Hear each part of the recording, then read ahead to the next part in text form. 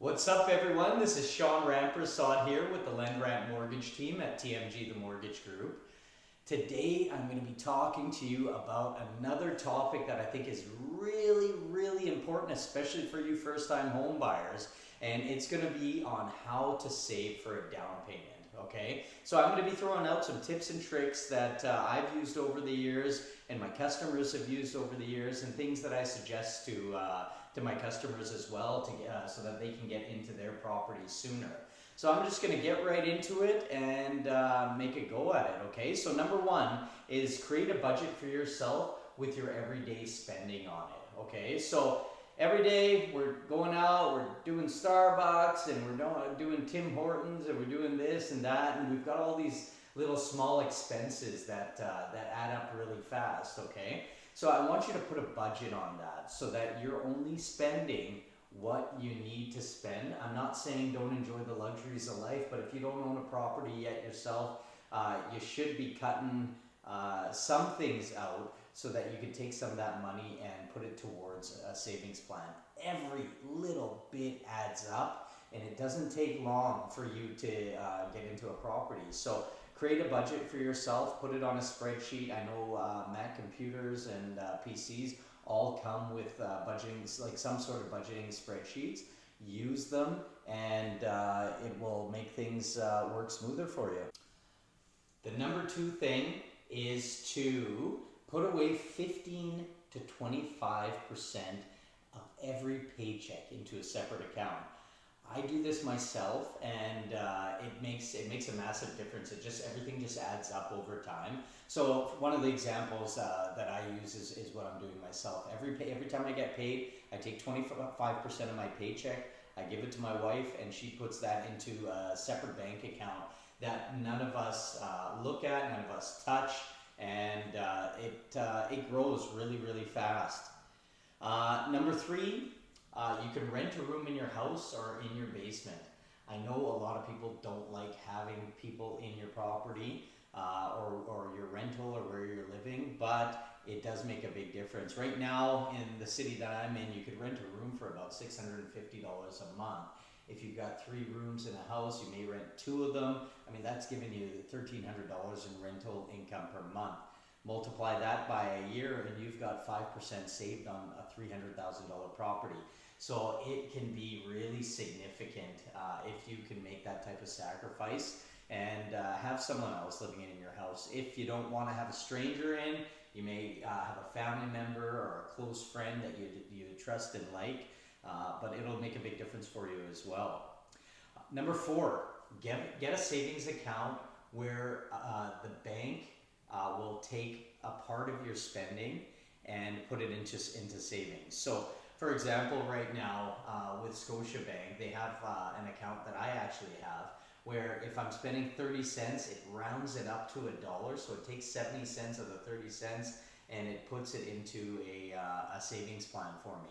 So that's another cool way of saving money where you probably won't even feel it. It's not like it's rounding $10 up to $20. It's just doing small amounts. So small transactions where you're going to 7-Eleven to buy beef jerky or a Slurpee or whatever, or a coffee. It's just rounding up to the next level and saving that money for you. Number 5, I know this is something a lot of you millennials are doing, but you can day trade. Day trading is a way of taking a small amount of money and potentially increasing the value of that money. So if you've got $1,000 saved for a down payment, do some research. You can do some day trading, and you have the potential to make a significant amount of money off that, especially if you're doing penny stocks and you've got a trustworthy penny stock that you've been playing. So day trading. Next is save your tax returns. God, so many people, when they get their tax returns, it could be $3,000 to $10,000 people are getting for their tax returns. And they go and blow it on a vacation when they don't even own a house. Or they go and buy a motorcycle. People often think that they have a lot of money when they get these tax returns. My recommendation is if you don't own a property right now, take that tax return, lock it into a savings account, and there's a good chunk of your down payment. You do that for a couple of years, and you can have that money saved. Next is pay off high interest debt. Okay, so everybody's got different types of debt. You've got car payments. Some of your car payments might be 0% interest or 1%. I know right now you can't get car loans like that, but a couple of years ago you could. So that's low interest debt. So I wouldn't really pay that off necessarily. But if you've got credit card debt, line of credit debt, anything high interest, especially things like your Walmart or your Canadian Tire card or the Bay, those are high interest debts. CRA debt, anything you owe the government, is also considered a high interest debt. So I would try to get that paid off as soon as possible so that you could start being in the positive when you get into your new property. Okay, next, don't upgrade your vehicle. These car dealerships are hungry. They're so hungry that even after a year of you owning your vehicle, they might message you and say, hey, we've got this other one. I can do the same payments for you. These are the feature upgrades, that type of thing. And it sounds great. I have the same payment.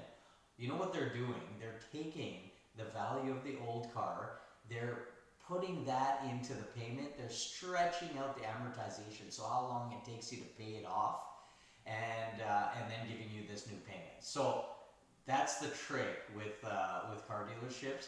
Be really careful because it puts you in the negative, okay?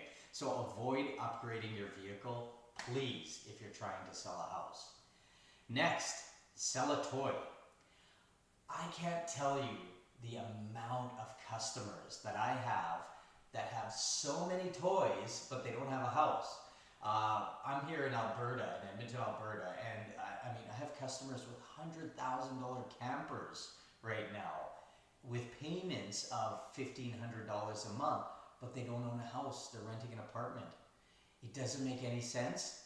It is so dumb, okay, that you would put yourself in that situation. So I would sell that stuff. If you've got a motorcycle, if you've got a quad, I don't care what it is. And if you don't own a property and that's like an extra vehicle for you, you got to sell that thing. Get rid of it, get a house first, okay? That should be priority number one. Then go and finance whatever you want if you can afford it, okay? So pay off or sell these toys that and that'll give you a good chunk of your down payment right there. Next, if you're investing, I recommend investing in your tax-free savings account, okay, because you don't pay tax on any of the growth, and invest in dividend stocks. Dividend stocks are the type of stock where you get some sort of guaranteed return. So there are dividend stocks out there that are guaranteeing 6% return, that type of thing. So if your money starts going down, at least you know the money's coming up from the dividend portion of your investment, okay?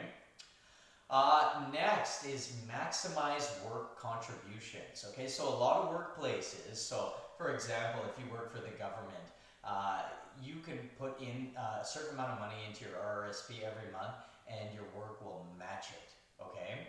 And you're allowed to do it up to a certain percentage.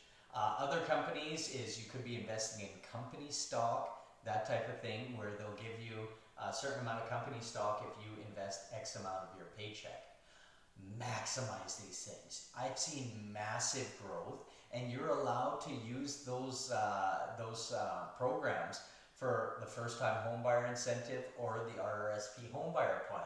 So, for example, if you're investing into an RRSP through your work, and it's a locked-in RRSP, you're allowed to do the RRSP homebuyer plan, take that money, 35 grand of that money out of your account and use that towards your down payment. So I would maximize those programs because it's free money.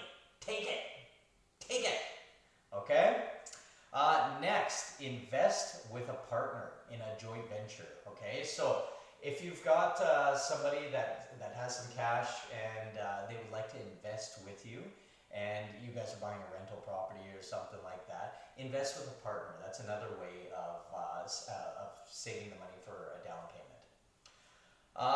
Next is get a second job or a side hustle or something. So there's so many things nowadays you can do to make extra money.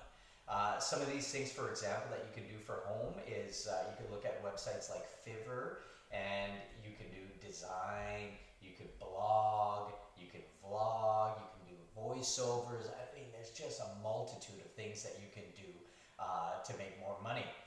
So that's another way you can save for your down payment. So that's basically it for the tips and tricks I have for you right now to save for a down payment. There are many more, and if you give me a call anytime, I'm happy to go over some of these with you. I want to help as many people get into home ownership as possible. I just think it's one of the best ways that you could retire and have a good life. I know some people out there right now are saying, oh, don't buy a house. For me, it's just been a fantastic way of me saving for my future, saving for my children, saving for my family, and I think everyone should be doing this. If you're looking at buying a home in the next year, please call me for any real estate and mortgage advice. I'm a mortgage broker, I'm not a real estate agent, so all of my opinions will be non-biased, but very experienced. I've been in the industry for about 20 years now. I am the absolute easiest way to get approved for a mortgage, so call me anytime if you're looking to get approved. My number is area code 780-278-4847. If you like the video, please like and subscribe to the channel. I'd really appreciate it. It helps me to do more videos, and it shows that people are actually watching these things. So it makes me excited. And if you have any questions, please comment in the comments below. I'm going to leave my phone number, my email address, and a description. I'll also leave my website where you can apply for a mortgage. But call me first anytime. I'm a phone guy. I want to talk to you at 780-278-4847. Thank you very much, and happy hunting.